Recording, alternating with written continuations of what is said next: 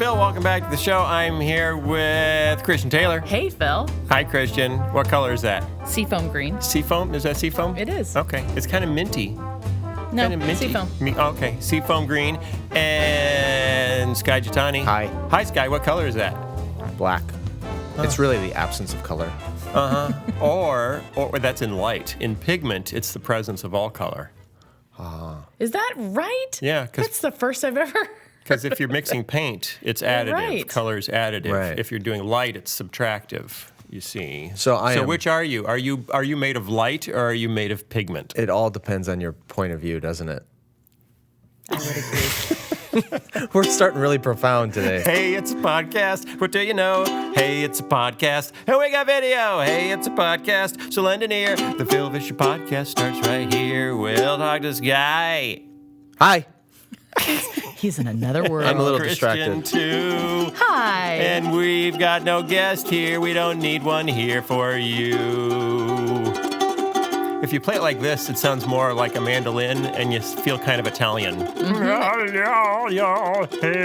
it's a podcast. That's the worst Italian The Phil I've Vischer ever podcast is start right here. The Phil Vischer podcast is start right here. You got some pretty high praise for your wrap-up song. Was it last week? Well, I actually got one to work, so, you know. It's kind of like getting high praise when you flick the light switch and the lights actually come on. Like, oh, it worked. It worked for once. Oh, that's good. What's coming up this Saturday? Do you know what's coming up this Saturday? Halloween. Halloween. I don't like it. That's right. You're not a fan? You're not a Halloweenie? Well, I get. Or is it a Halloweener? I'm not a Halloween anything. I don't like where this is going. I liked it when my kids were little. Yeah, and it was cute. And they could dress up, and I liked them in their costumes. Yeah, but and, now all your kids want to be sexy nurses and Yes. sexy doctors and Yes. sexy football players. Or scary stuff, Super and they scary, want to yeah. go to things like Statesville Prison, haunted house. Yeah. And I don't know. yeah, Once it gets more black and dark and devilish, I'm not a fan. You start to check out. Yeah. Well, some parents are upset about Halloween. Really? Why is that? Because some elementary schools have started canceling the Halloween parade. Yes. And you know what else they do? They make them not wear their heads things or their masks. And next thing you know, they're going to make them not wear, You face can't- paint. That's for security reasons. You can't wear your headscarf or your hijab. Yeah, see, Well, that's unless- ridiculous. Could you imagine what would happen if people started going as Muslims for Halloween? That would be interesting. I'm sure people do. Have I told you the story about the first time when I freaked out about the Muslim woman when I was 2 years old, 3 years old? No. No, tell us the story. Well, it's kind of Uncle Sky. Halloween-y. Tell us your Halloween-y story about a Muslim woman, Well, Uncle Sky. It's a story that's been passed down to me from my parents because I was too young to remember. But the first time they took me to India, I was 2.5, 3 years old, something like that. And we were, I believe, staying at the Taj Mahal Hotel in Mumbai.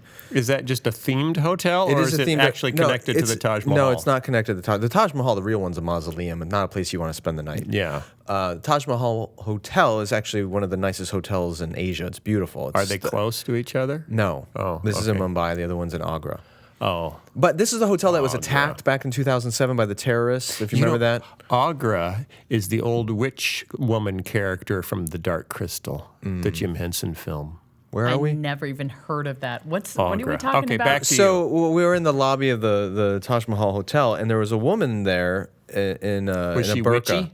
Well, that's the thing. Is she was in a burqa, in a black burqa, like Yeah. a Muslim woman. Full on. And I start screaming bloody murder and clinging to my mother's legs and pointing at her, screaming, "It's the Wicked Witch of the West." Because all I could think of was the Wizard of Oz. That's what I associated her with. And here's this woman dressed all in black like this. And so that was my first introduction to being I can't politically believe incorrect Two, your cross-culturally. parents let you watch The Wizard of Oz. Are you kidding? By 3, I'd seen probably every James Bond movie. Oh, my word. That's just inappropriate. It is. And look what I've become. explains a lot. It does explain a lot. Christian and I look knowingly at one another. I couldn't even watch That Happy Days when I explains was a like, lot. in middle Happy school. Days. Yeah, I remember Wizard of Oz freaking me out. But you know what freaked me out more than Wizard of Oz? I remember watching Wizard of Oz from Willy Wonka. across the room. At the end, That was a little freaky. He gets a little crazy. More. More than that? Star Wars. Chitty Chitty Bang Bang. Chitty, Yes, chitty, the woman. Chitty. Though the guy that steals the children. Yeah, the guy that steals the children. That's it. She's not a woman. This Yeah. is an interesting connection. Do you know who wrote Chitty Chitty Bang Bang? Yes. Albert Broccoli. Florence Nightingale. No.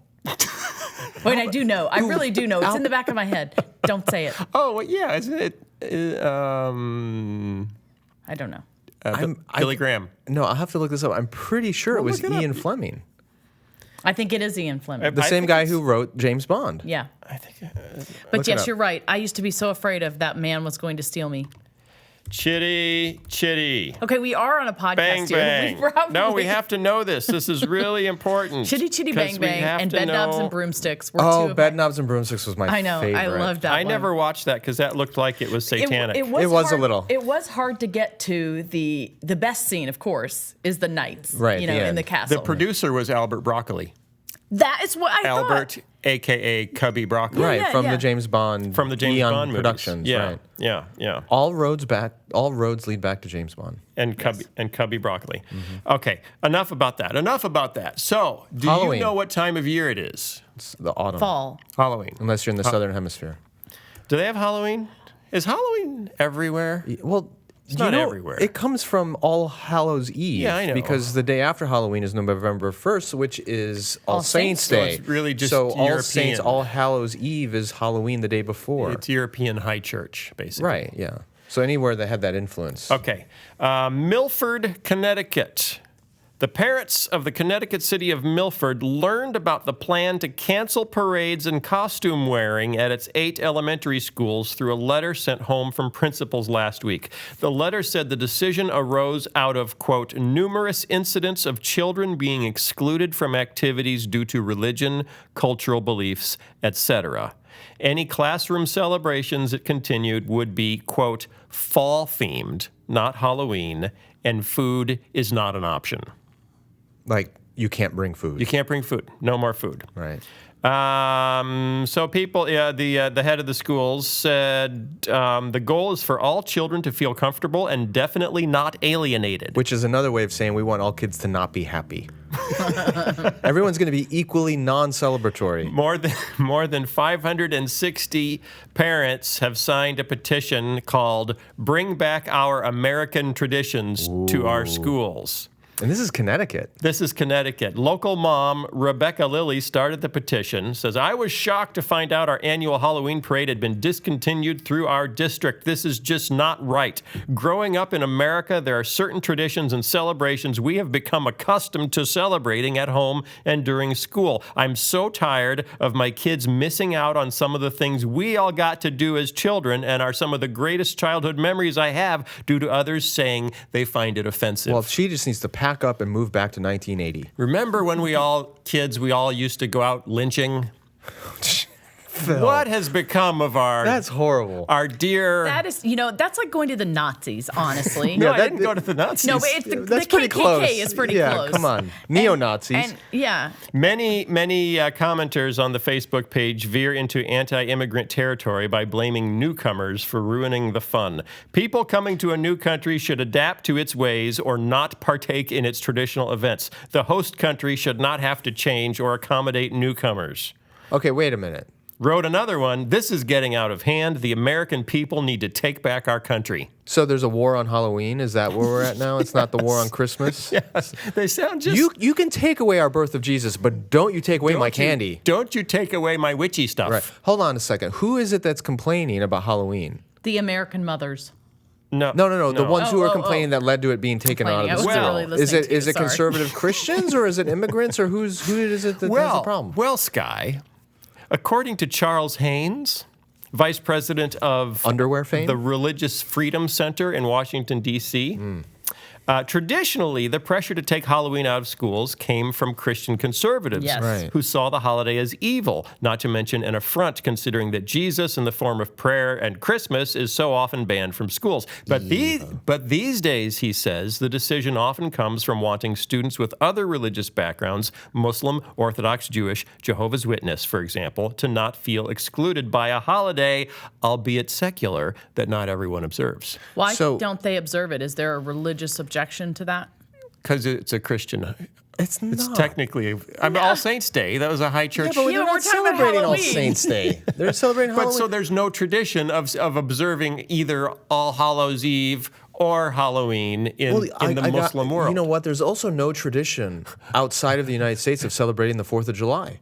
Should we get rid of the 4th of July? I don't know. You don't know. You're just reading an article.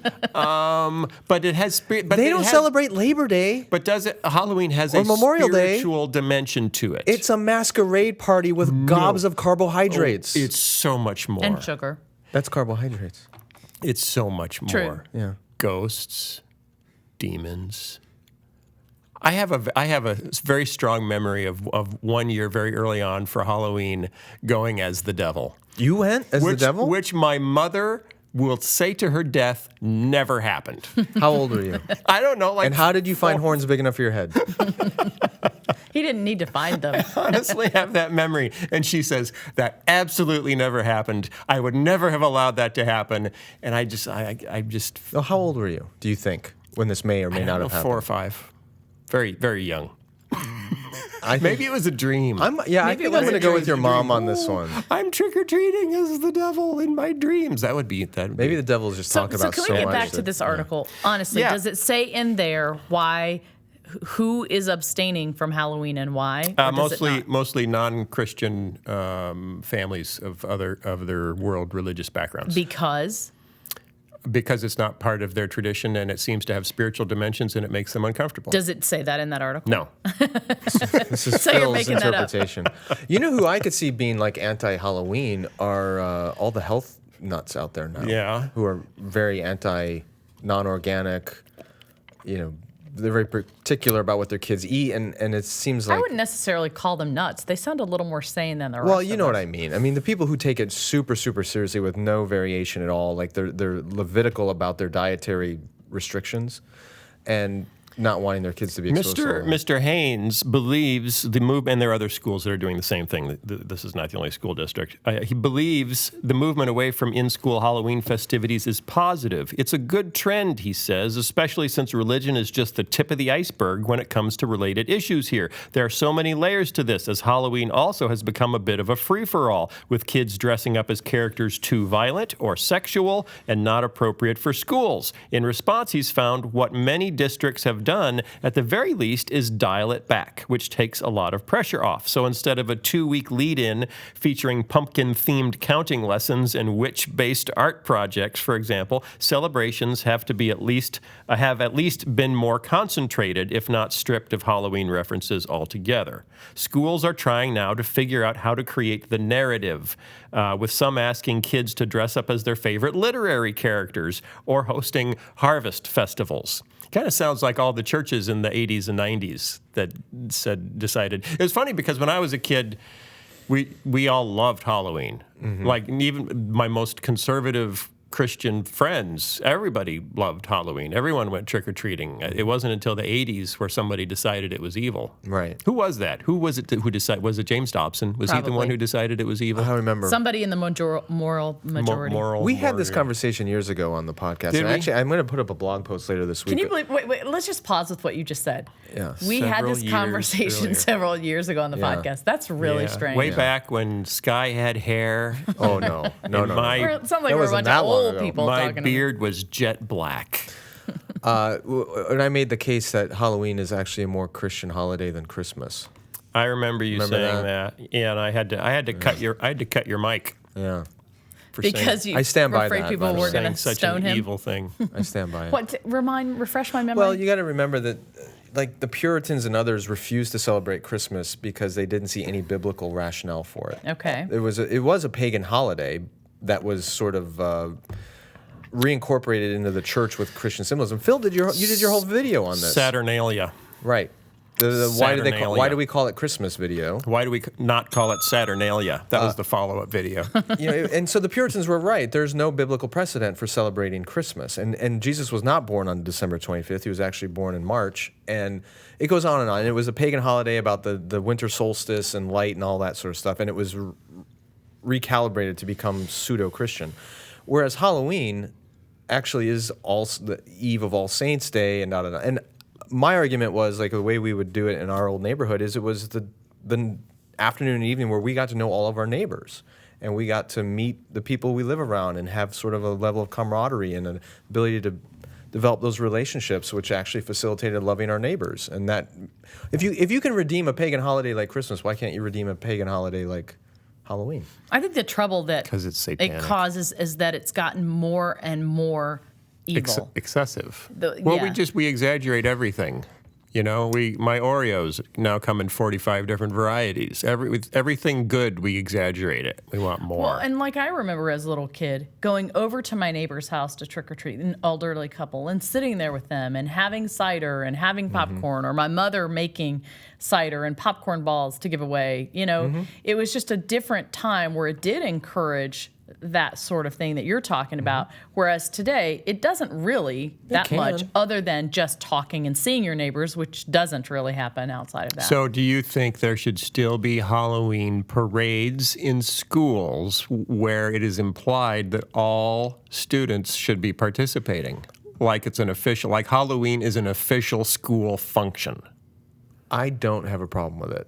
I'm not saying if they ban it, I'm going to be first in line to say, bring it back, we have to have it. I'm not going to do that, but I'm not against it. But what if it bothers Hindus or Muslims or Jehovah's Witnesses? What I don't understand is, why can't we have elements of all people's sort of celebrations or traditions as part of learning how to be more culturally aware and sensitive? I think we should celebrate Ramadan in schools and not let the kids eat lunch for a month.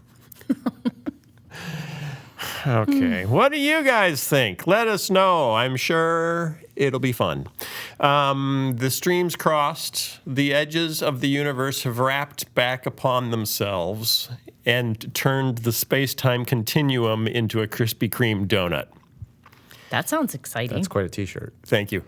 Westboro Baptist Church is protesting Kim Davis. Did you hear about this? What? You didn't hear about this? I did not hear about this. The snake is eating its own tail. 4 members of the Westboro Baptist Church traveled to the Rowan County Courthouse in Kentucky to protest Kim Davis. This woman, this is Shirley Phelps Roper. Do you know who Shirley Phelps Roper is? She is Underline the Phelps. Yeah, Mr. Phelps' daughter, I'm guessing. Yes, so the daughter of the founder, Fred Phelps, who died. He's no longer with us. Fred died.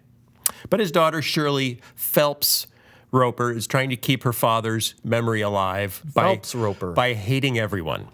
That's like what they used to have at movie theaters. Shirley, what? That was a felt rope. Yeah. Are you playing the IKEA game with us? Phelps Roper. Phelps Roper. That's very gentle rodeos. They used I'm a felt roper. All right, keep going. Okay.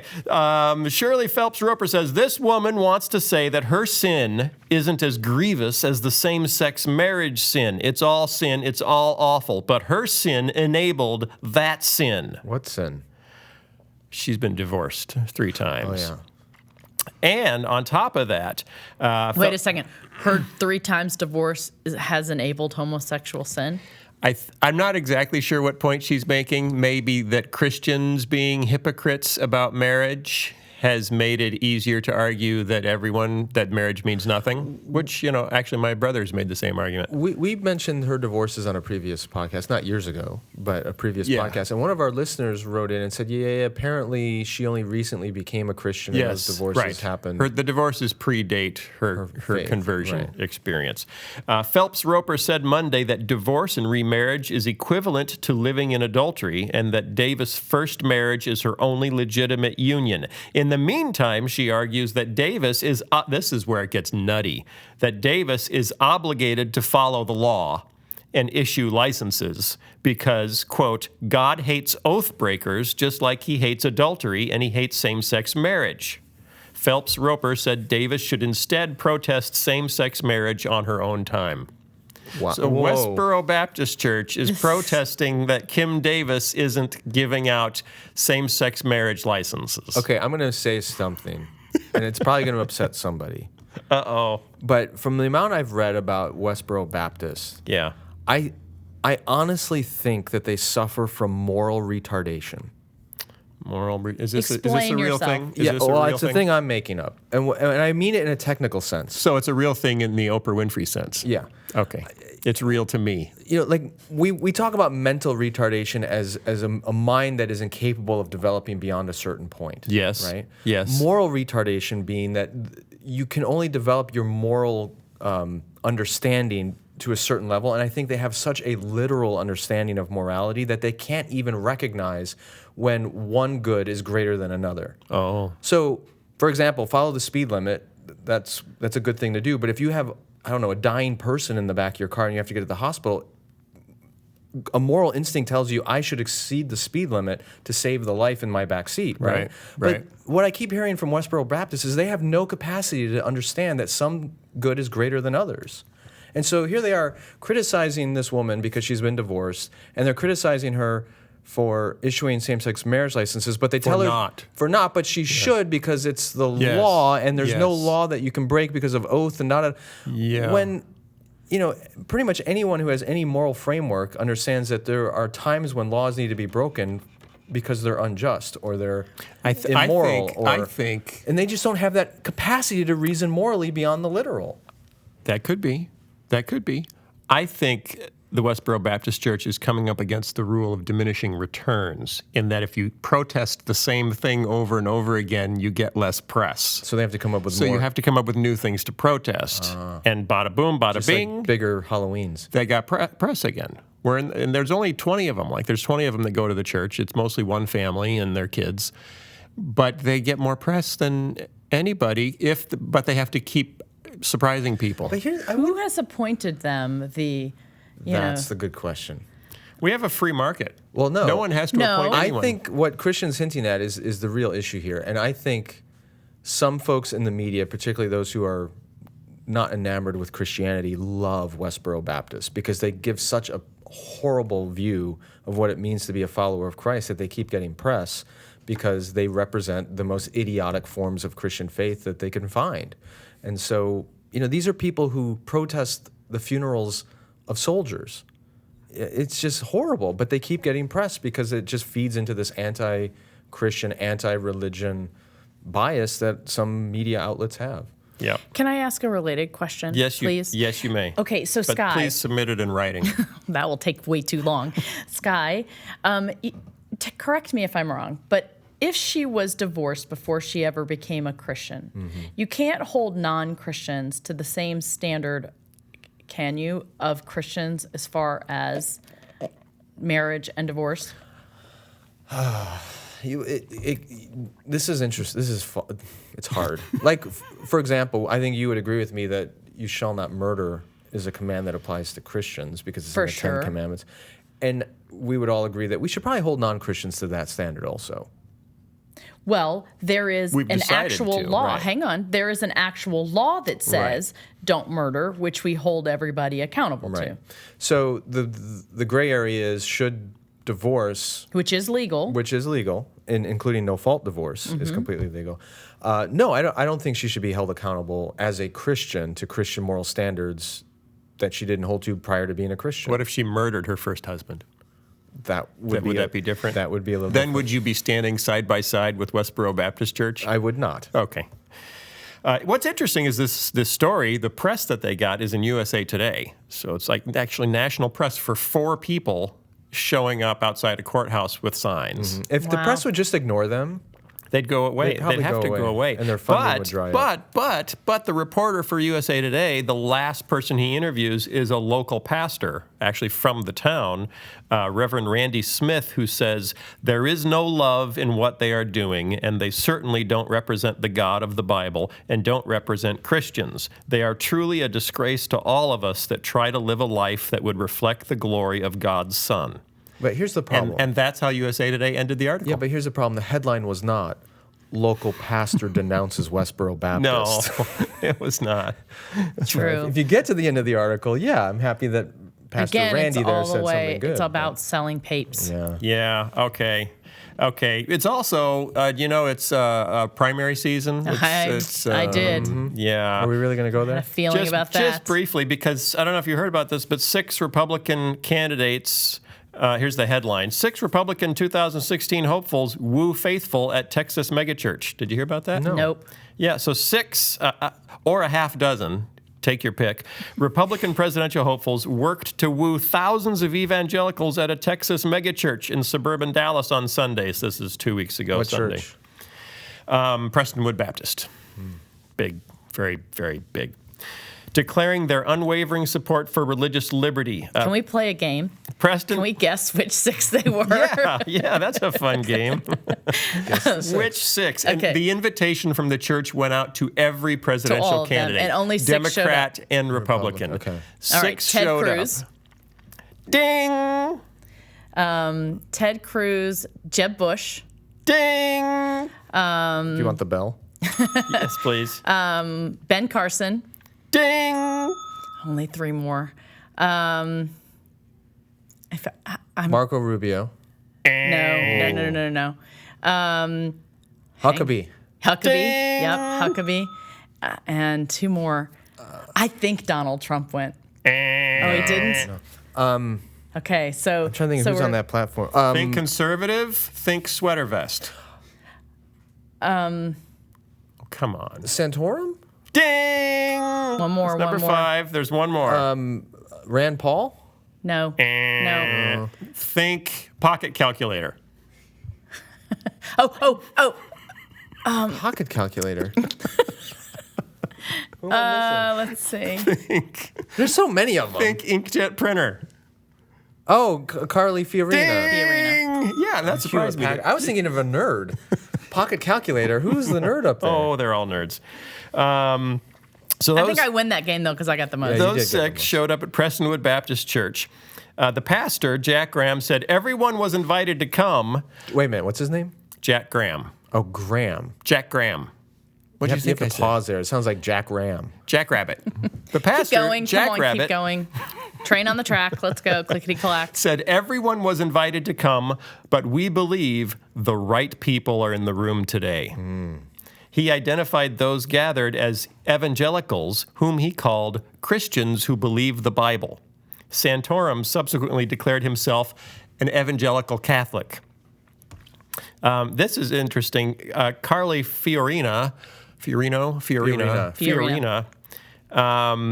she was a little more subdued. She said her faith was once a little abstract since I came to think of God as a CEO of a big enterprise. He was in charge, but he couldn't possibly know every detail. But she told the faithful she later discovered that each one of us can have a personal relationship with Jesus Christ. Did she discover that right before or after she filed her paperwork to become a presidential In the candidate? parking lot of Prestonwood Baptist Church. Stop So it, boys. now, Stop this is a it. new discovery. It's like Donald Trump finding faith all of a sudden. Yeah, he loves the Bible. It's his favorite book. Did he say that? Yeah. Yeah, it's his favorite book. His second favorite book is The Art of the Deal. And they His asked own him, book. what are some of your favorite Bible verses? And he's he like, said, I don't want to get into the details. I don't want to get into that. I don't want to get into that. That's personal. I don't want to go there. He did. That's what he said. That's personal. So okay, here's what I don't know about this. This bothers me a little bit because Well, first of all, it bothers me that they're having politicians in a church. But they invited them all.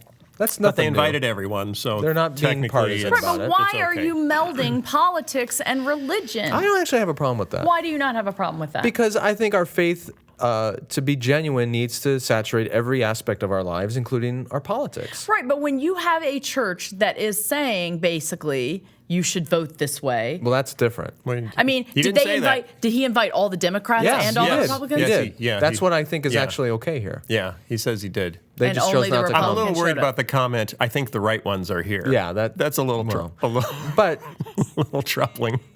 I'm not in favor of a church saying you should vote for candidate X, but Yeah. to say that there are things that should be on your mind as a things Christian when that you go to matter. the voting booth is important, and that's okay. Here's what bothers me, and it bothers me about Carly's statement because it feels like she felt intense pressure to prove she was one of But you them. don't know. She could have actually. they That all- could have been true. It could be. I mean, it could be, but just in Santorum saying, "I'm an evangelical Catholic," I'm one of you guys too. It's this. There are evangelical Catholics. I know that. I have some in my family, but that's not the point. My point is, why is it so important to us that they prove to us that they're us, Now that's a good point. as opposed to qualified to be the president? I completely agree with you. You know, and Ben Carson just confuses me. He seems like a wonderfully nice man and an incredible brain surgeon. He confuses me as well. Where you jump from there to running the largest democracy in the nation in the world. It's not. India is. I don't. Oh, that's true. The largest economy. Yeah. How about that? Can I say that? Well, I think just this last year, I think China surpassed. No, they did not. They no, surpassed they're us in second. something. They passed Japan Are they last year. considered a democracy? No, but they're No, a big economy. economy. Anyway, so if you say you live in Chicago, it's predicted that within the next 20 years, Chicago will be more than 50% Latino. At that point, you know, Latino culture is heavily Catholic. Now the majority of Chicagoans are Catholic. Should mayoral candidates feel the need to prove that they too are Catholic to get voted to be mayor? Or you're in Dearborn, Michigan, which could be majority Muslim, Arab in the next 20 years. Should mayoral candidates have to say, what's the thing you say when you're Muslim? It's not the Shabbat, it's the Shalal, the Shabala blah blah, where you prove you're a Muslim by saying, yeah. Why can't I'm just going to let him dig that hole. Lord help It's not the Shabbat. all. I'm sorry, listeners. Okay, go ahead. Why can't we say, are these good presidential candidates? Not, are they good Bible-believing Christians? I think you know the answer. I want to hear you say it. Tell me. Here's the thing: if you have a medical issue, pick your disease or your syndrome or whatever you want to do. Glaucoma, fine. And you want someone to fix it. You're going to go to an ophthalmologist, and get it. It's like a cosmologist versus a I know. Anyway, an ophthalmologist to get it fixed. Are you more concerned that that person is a competent doctor or that they are a Christian? They're a competent doctor. Now, it'd be wonderful if they were both. That is my whole point. But why do we have to make sure they are Bible-believing Christians before they're okay to vote for? I think a lot of people have a very superstitious practice of their Christian faith. And they have this idea that if you get a God-fearing person in the White House, doesn't matter if they're competent to be there, but if they're a truly God-fearing person who loves Jesus, then he will guide and direct their decisions and everything will go well for our country. But if you get an incredibly intelligent, thoughtful, wise person in the White House who is not a Christian, doesn't matter what, God's blessing isn't going to be on their administration or on anything that happens. And that's a really superstitious, kind of weird way of thinking about things. Well, I believe it's false. Ben Carson got the crowd to give him a standing ovation for declaring, "It's time for us to bring God back to our country." Which I would just love him to go on a little further. Say, what do you mean by that? Let's unpack that. When did God leave? When was he here? When did he leave? And what does it look like for him to come back? And I'm curious, it was only 6 years ago that George W. Bush was president. Yeah. And by any measure, from what I can tell, a genuine He was Christian. really, really Christian. Yeah, and was that when God was here? You're right. Has God only been gone the last 8 years? Right. Well, and can I just go out on a limb a little further? Okay. On some things that I have heard behind the scenes, so is Barack Obama. Yeah. So is he what? Speaking of, have you guys heard, do you know who Marilyn Robinson is? I do not. Who is she? Jackie Robinson and Marilyn Monroe's child. No. Oh, okay. Help me out. From what I can tell, Marilyn Robinson is a Pulitzer Prize-winning author. I think she teaches somewhere in Iowa. She lives in Iowa. She's written she's a very, very committed Christian. She's a Calvinist. She's very reformed in her theology. And she wrote a series of books. One of the best-known book is called Gilead. And it's a beautiful, beautiful book written from the point of view of a pastor in a small town in Iowa. Just a stunning book. It's a really, really good book. It's one of Barack Obama's favorite books. So he has become friends with Marilyn Robinson, and he just interviewed her about her faith and about her writing for a podcast, which I have on my phone here somewhere. The first part just came out recently. But what's interesting is It's from the New York Review, soundings from the New York Review of Books. So the president interviewed her about her faith, about how it informs her writing and literature. And, I'm not here to be a defender of Barack Obama by any means. I fundamentally disagree with an awful lot of his policies. But this idea that he's not a Christian is kind of ridiculous. And that's what bothers me so much is that, people are so ready and willing to believe that, he is a bad guy and he's a Muslim. But when you look at things like this, you look at things he said, I take them for face value. And I've seen enough of them over the 8 years. And honestly, I'm not a Barack Obama supporter in terms of his policies. But I question, his faith a lot less than I question his policies. Well, yeah, and there's plenty of good reasons not to endorse or support the president of the administration on various fronts. There's other things that they've done well, and I felt the same way about W's administration. Some things I totally supported, other things I didn't. But this idea that you shouldn't support him because he's a Muslim or he's a closet whatever, that's so... Let's talk about the real issues rather than these generic ideas of who's one of us and who isn't. I just want to know if Carly Fiorina knows that you can have a personal relationship with Jesus. If she knows that, I'll vote for her. No, you won't. I will vote for her because I think if you know that, you'd probably make a great president. That's not true. Here's the problem I have. Yes. Like, for a lot of these politicians, at least on the Republican side, there is a huge advantage to aligning yourself with Christian faith. Yes. Right? Right. That's not nearly as big a deal on the Democratic side. To outwardly and explicitly align yourself with Christian faith is not going to win you nearly as much praise on the left as it will on the right. Right. So when a Republican or a conservative politician kind of plays the whole Jesus card, you kind of go, is this authentic or is this just good politics? When it's played on the left or on the Democratic side, I'm less suspicious that this is just politics because there's really not anything to be gained by it. It doesn't give you capital. Right. So you got to take that into consideration when you're listening to these things. Although maybe Barack Obama just says it because he knows half of the country really cares about that. Well, and he doesn't want to make them mad. That's the problem with being a politician. Like You know what? Here's the deal. He's already been in office for quite a long time. And yet matters of faith are still important to him, which is exactly why he would do what he just did in terms of interviewing this author. So he has nothing to gain by that Now, I still disagree with his policies about religious liberty issues and a number of other fronts. But as far as his personal beliefs, I know too much. Do you know who I would vote for president? Please tell us. Oprah. Oh, goodness. We're going to talk about Oprah now? We'd all get free cars. She's gone off on a little She's made a show. Yeah, she has made a show. She's bigger than the presidency. She is bigger than the That would presidency. be a demotion for her, right? Oprah Winfrey, that'd be like Walt Disney. They said, Walt, why don't you run for governor of California? And he said, why would I want to be governor when I'm already king? Because he made his own little world, and he was king of it. And when you're king, you don't have to...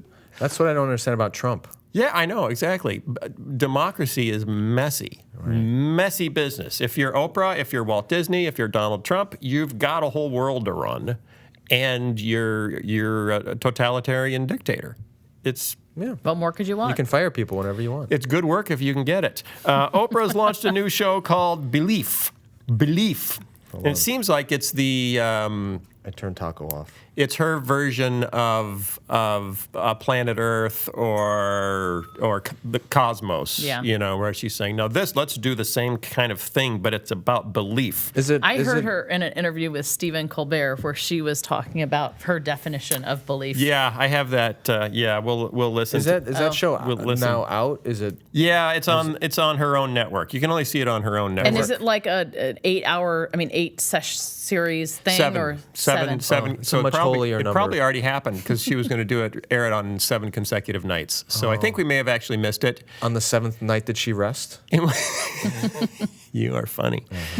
It was on her own network, which is called Own Network. Oprah Winfrey Network. It was on her own network. Right. Own.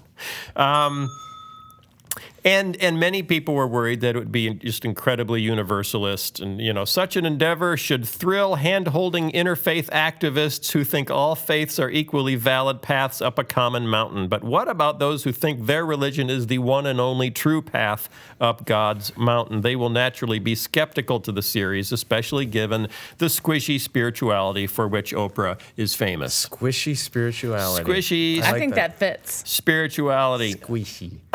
Although she does have favorite Bible verses. But this review, which was for, I'm forgetting where this was for, but it was a mainstream journalist, said that they were an evangelical Christian and that they found it okay, that she was respectful of all faiths and that, she presented them all pretty fairly, that there was a certain amount of, we can all hold hands because we're all more alike than we are different. Mm-hmm. But that overall it was not bad. Jonathan Merritt reviewed it.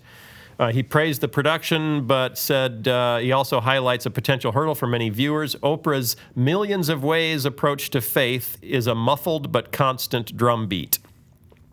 But then Diana Butler Bass wrote about it. Is that hyphenated?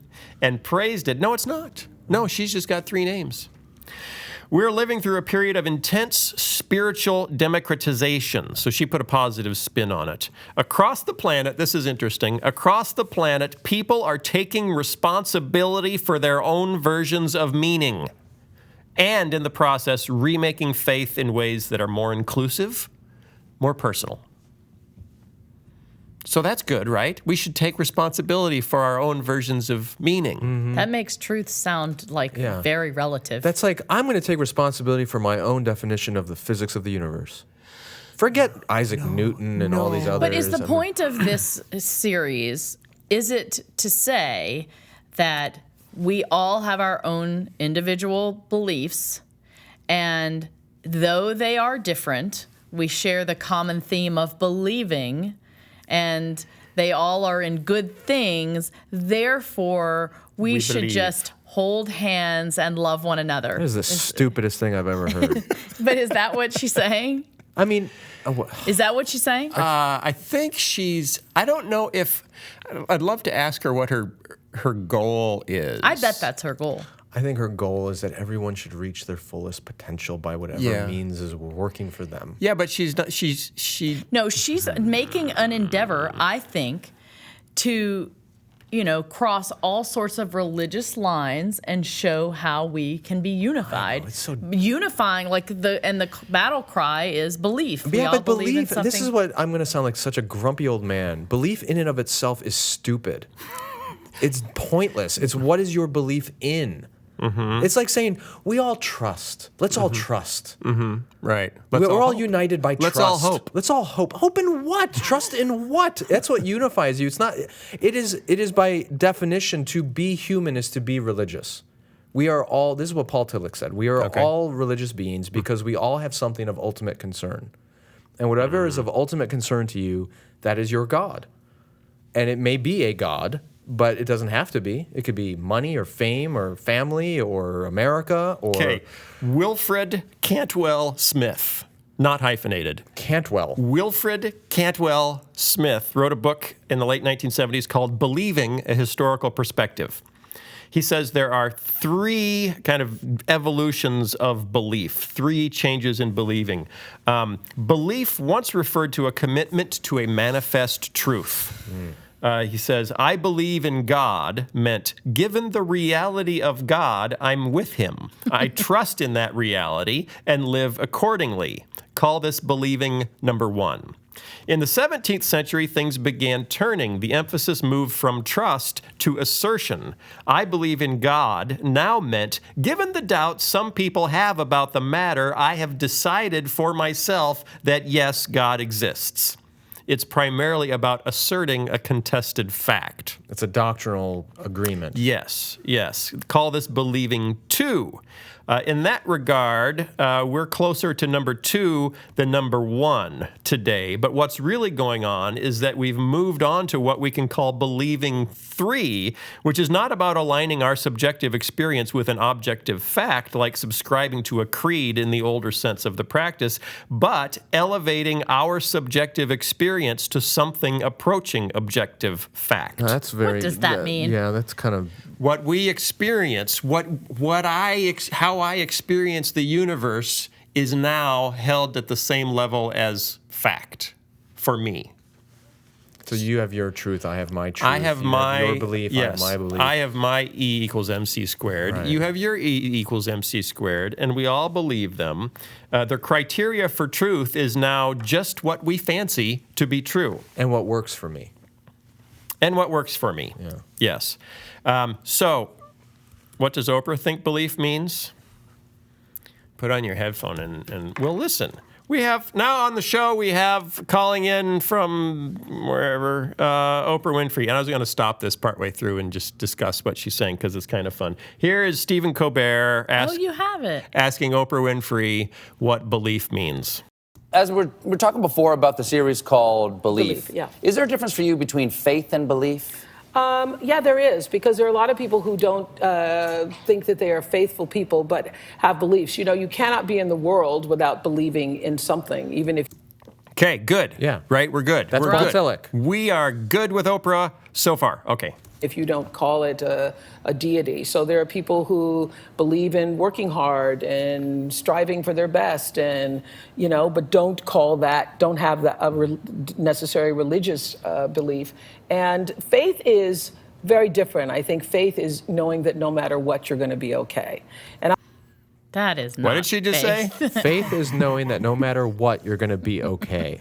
Faith is knowing That's like more like hope, no matter what, you're going to be okay. or like lying to yourself. What does that even mean? No, I could see in one sense if you say, okay, as a follower of Jesus, my ultimate destiny is in God's hands and it's with God. So no matter what, I'm okay. But that's putting your faith in Jesus. It's not putting your faith in faith? that you're going to be okay.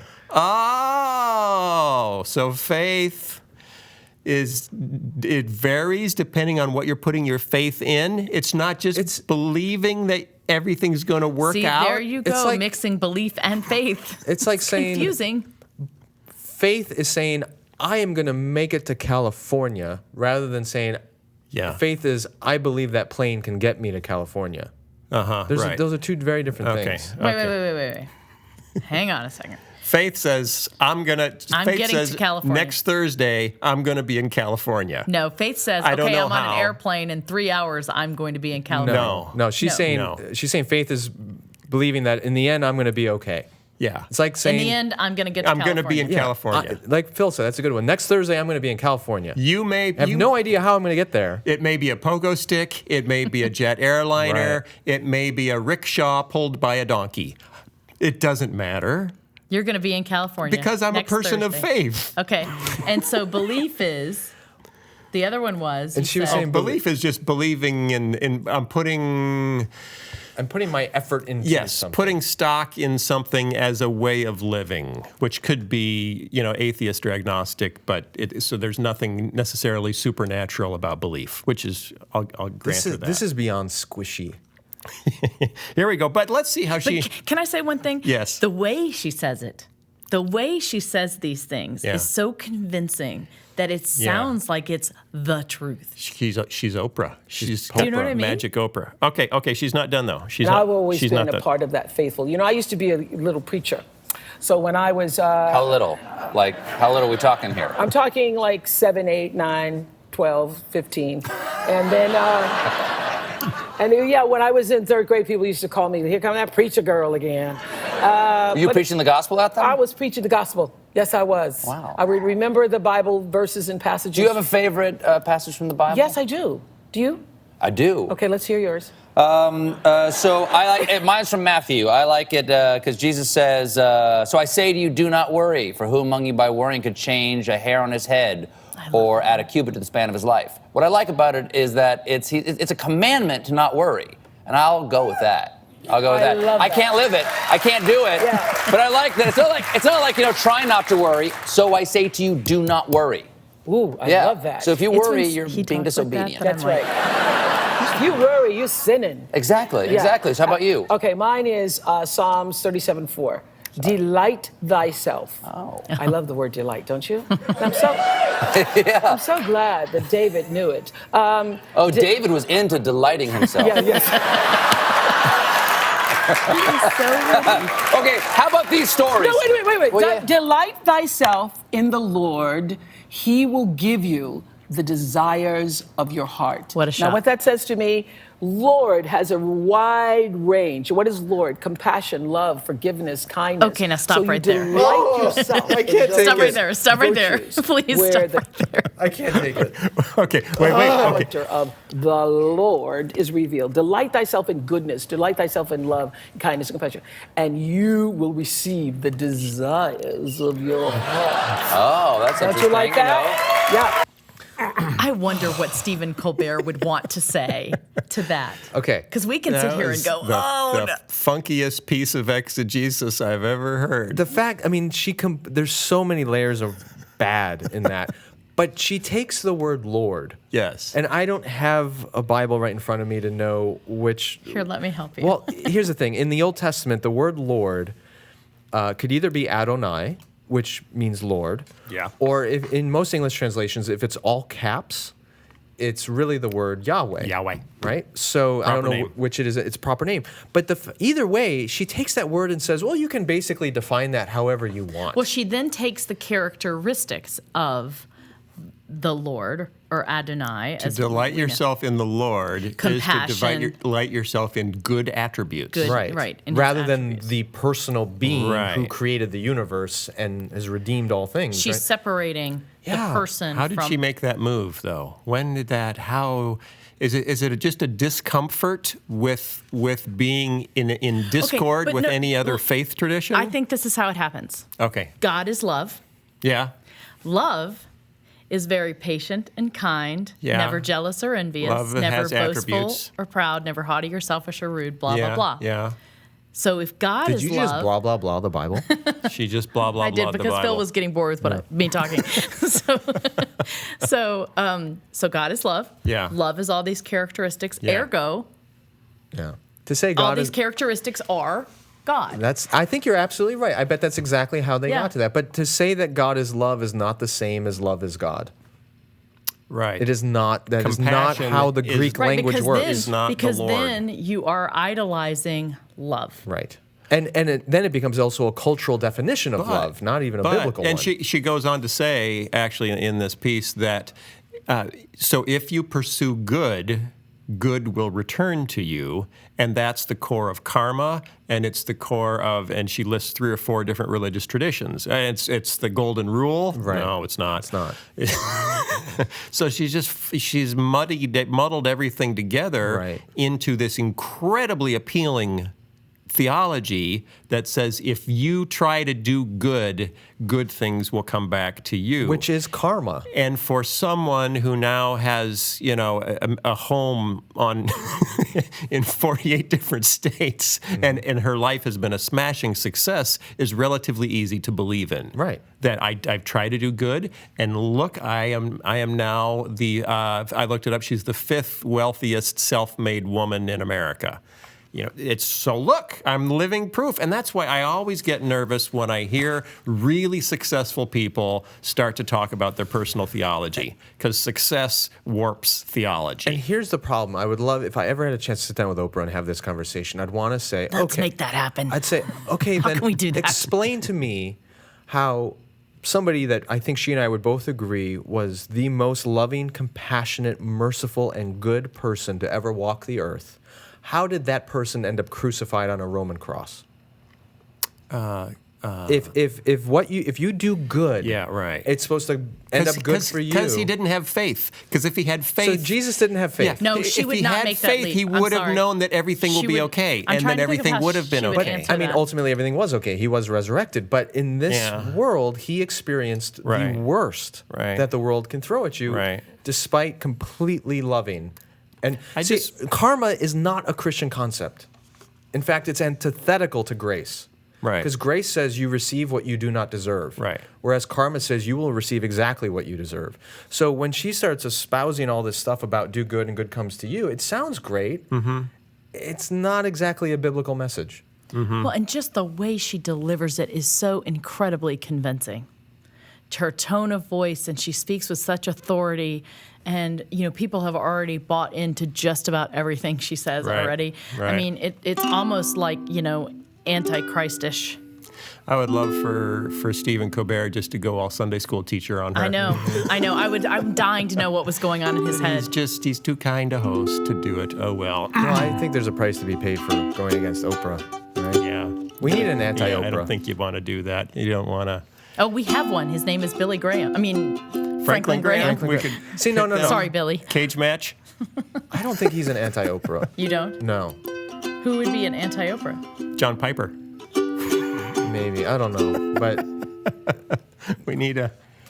I don't mean anti-Oprah in someone being as nasty as she is nice. I mean anti-Oprah right. in somebody... Just to go head to head with Oprah and say, That could be you, Sky. if you were in heaven, if you'd be okay being in heaven without Jesus, you won't be there. Right. What she falls prey to, and a lot of people do, is using God as a means to an end. He's how. So delight yourself in the Lord, so you can get the desires of your heart. Right. So Mother Teresa would have a hard time with that. It's not really wanting God; it's wanting all the good stuff of this world, and you're going to use God again. And it's Kind a of like very Joel Osteen? it's prevalent in the American church. It's not just Oprah. Okay, I'm wrapping it up. We're all out of time. This was fun. Let me know what you think of Oprah and what you think of Halloween and what you think. What else did we talk about? Politics. Oh, no. Don't let me know what you think of politics. Westboro. Who should we vote for? That's what we want to know. I don't want to know. Is God now using Westboro Baptist Church to go after Kim Davis? Or is he using Kim Davis to be a martyr in the face of oppression from Westboro Baptist Church?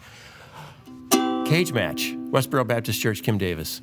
And Oprah Winfrey, Mother Teresa. Hey, Oprah, I really hope ya straighten out your theology, 'cause, hey, Oprah, I'm really glad that things have gone so great for ye, but that doesn't mean it's all from God. And if you say so, it's gonna sound odd, because very few of his followers have the kind of life that you have, even though they had faith. It doesn't always mean you'll have a hit talk show on the screen and a house in every nice place on earth, and 10% of the Weight Watchers company because they helped you with your girth. So thanks for giving us a good lesson in how not to do theology. Yay! I just have one thing to say. Yeah. I did think that every good and perfect gift was from God, which means the theology of your song was probably a little off. Good night, folks. See you next week.